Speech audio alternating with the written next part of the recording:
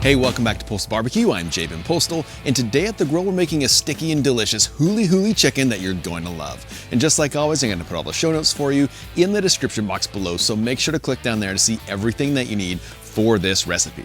Also, if you like what we're doing on this channel, consider subscribing for more great barbecue recipes, tutorials, and reviews. And other than that, let's get into the cook. So today we're going to be making a delicious Hawaiian Huli Huli Chicken, which goes great for any summer day. Huli Huli Chicken was first made back in 1955 and really has become a favorite for so many people. So to get started with this recipe today, first of all, we're going to need one chicken as well as all of the ingredients for our marinade. And so once you have everything that you need for your marinade, let's go ahead and move on to our chicken. And the first thing that we're going to do is we're going to break this chicken in half by removing the backbone and splitting it open. And if you've been following this channel for a while, you've seen me do this numerous times. So let's go ahead and remove this backbone piece. We're also going to trim up any of this fat that's just sort of laying around here. So we don't need that. Clean up some of these inside bits. So with the backbone removed, I'm now going to take a sharp knife. I'm just going to slice right down the center along that breastbone. So just like that, this chicken is broken down into two halves. And so let's go ahead and move this off to the side and let's get started with the star of the show, the Huli Huli marinade. So to get started making our Huli Huli sauce, let's grab some pineapple juice, and we're gonna add in about 1 cup of pineapple juice to this. There we go. To that, I'm gonna add in 1/3 cup of soy sauce, 1/2 cup of ketchup. I'm also going to take 1/4 cup of brown sugar and place that in there. I have 3 cloves of garlic that's been minced up, as well as about 1 inch of ginger that I finely minced as well. I'm going to toss that in. And then lastly, I'm going to place in about 2 tablespoons of rice vinegar.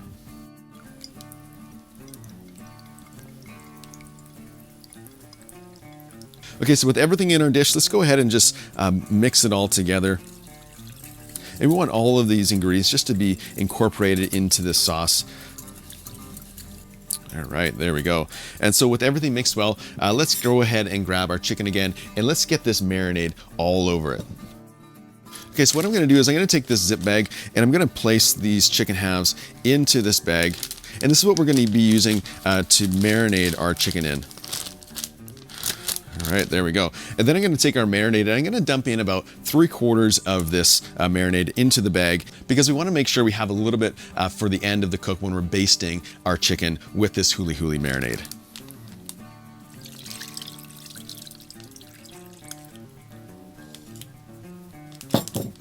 There we go. So let's close up this zip bag, and we'll try to get as much air out as possible.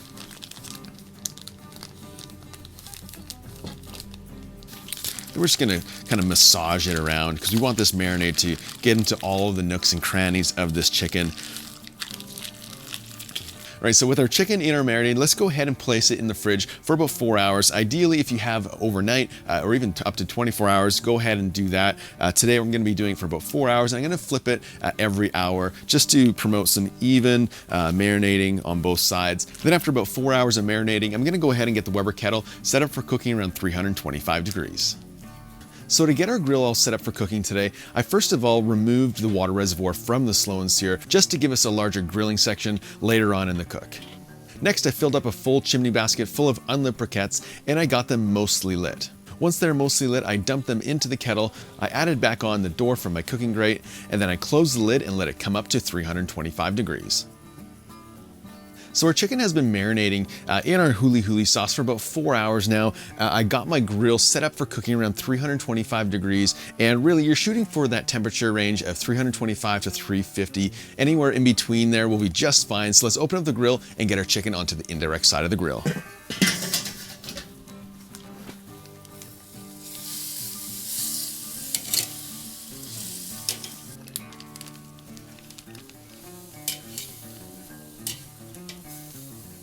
Also, what I'm going to do is I'm going to take a digital thermometer and place that into the thickest part of the breast. Then I'm gonna close the lid and we'll begin cooking this Huli Huli chicken for about 40 minutes until it reaches the internal temperature of around 150 degrees before we move on to the next step. We're about 20 minutes now into this cook, and we're gonna start using this spare Huli Huli sauce that we made to baste our chicken with. And you know, Huli means turn, so this is what we're gonna do. We're gonna be turning, basting, turning, basting. And so let's start that now. Whoo-wee, look at this, it looks amazing already. So let's take our glaze and we're gonna sauce this side.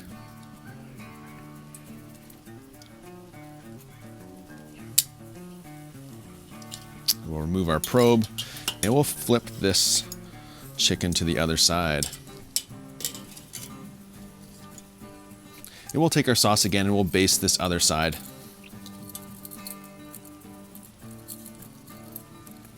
So we'll get our digital thermometer back in that chicken breast, and then I'll close the lid and we'll continue cooking this until it reaches that internal temperature of around 150 degrees. And then at that point, we'll move it over to do some direct grilling. Our chicken has been cooking for about 45 minutes now, and the internal temperature has come up to about 150 degrees. And so I'm gonna open up the grill, give it some more sauce, another flip before we move it over to the direct coals. Whoo-wee, this looks great. So let's sauce the underside first. Let's get some of this Huli Huli sauce on this side of the chicken as well. Okay, so our chicken is mostly cooked and we have hot coals on this side. So what I'm gonna do is I'm gonna rotate the grill grate just so that we have our cooler section now over the hot coals. Then I'm gonna flip the chicken about every 30 to 40 seconds so it doesn't burn but develops a nice flavor profile to it.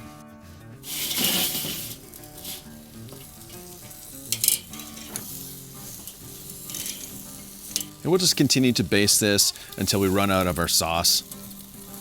Again, we want to make sure that we're watching it because it will burn quickly because of all those sugars that are in that sauce.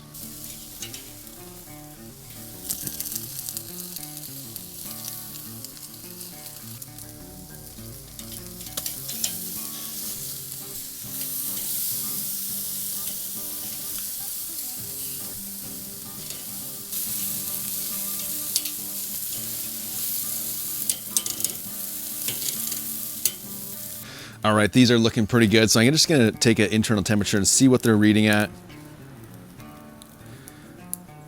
About 160, 170 in the thigh. And so these are all done. So I'm gonna pull them off the grill, let them rest for a little while, and then we'll get ready for the taste test.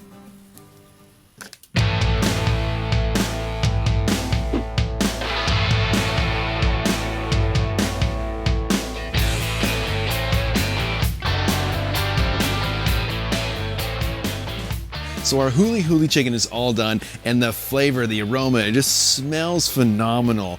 It's got some nice color as well as a little bit of char on there, really just to add to that flavor profile that we're looking for in this Huli Huli chicken. So let's go ahead and grab our breast here and cut into it and go for a taste test. All right, let's go for this bite right here. Here we go. Man, that's good. Man, this is really good, guys. Right away, you can taste that sweetness that's in that marinade, and then it kind of balances out with that charred flavor that you get from direct grilling at the end to finish it all off. All right, so let's go for my favorite part. This is the leg quarter. Again, it's sticky. It's got a bit of that char on there, and so let's go for the taste test. Man, that's good. You know, again, you have that sweetness and that stickiness from that marinade. Guys, this Huli Huli chicken is delicious. You need to give it a try.